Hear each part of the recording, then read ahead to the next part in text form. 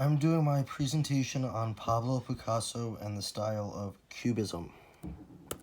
What is Cubism? Cubism is a style of art that is generally depicted by taking a natural design and turning it into a geometric shape in all its aspects.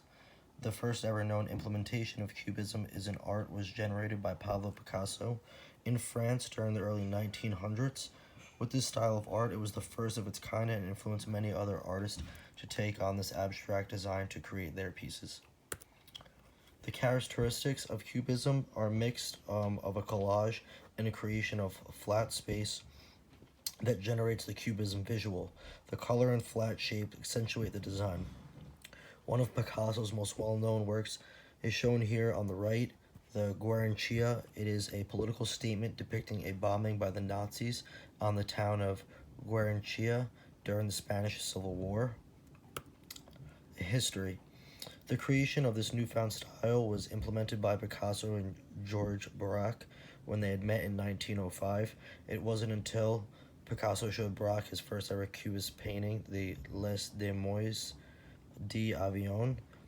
Picasso had realized that art was moving into a new direction and the world around them was rapidly changing, and so did the art itself. Art had to change from the style that art was accustomed to, such as the Renaissance style of art, and create something new using bright colors, abstract shapes, and visuals that people of that era had not seen before. Here is a picture of Picasso painted by himself. On the left, you can see a picture of him 18 years of age before Cubism, and on the right, you could see him at 25 with the style of Cubism itself. Picasso's early life. Picasso was born on October 25th, 1881, on the southern coast of Malaga, Spain. His family supported his early artistic interest as they sent him to a local drawing school where he learned how to develop his skills and turn into who we know him today as. His first ever contract was in Paris with an art dealer who had agreed to pay him 150 francs a month, which is equivalent to $750 a day. So you could see that was a lot of money.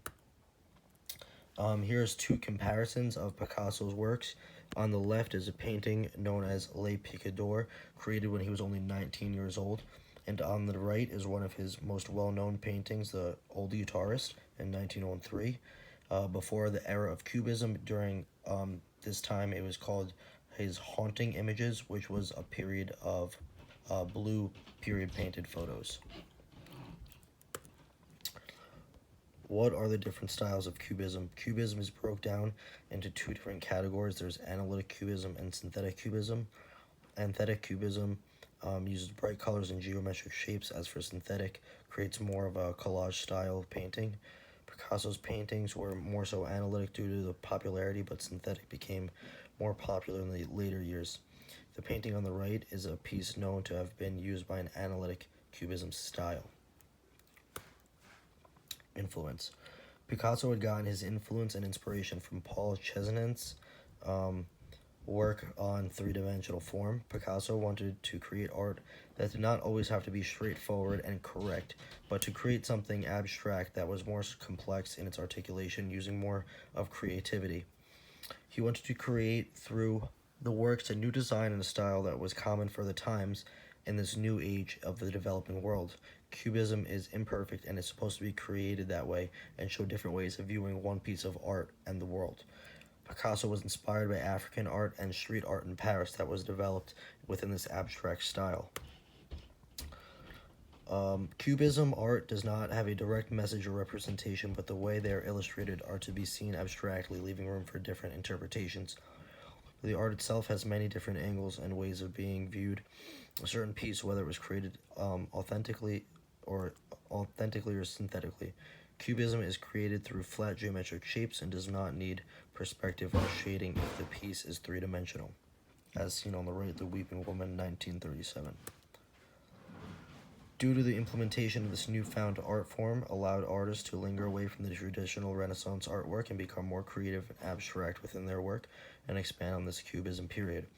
By expanding the new art forms and creating new works that were not the norm, this allowed artists and the public to have a new view on art and its forms and expand their ways of thinking and perceiving art itself. If Cubism was never created, then other forms of art such as minimalism and pre-Cubism would not exist as well.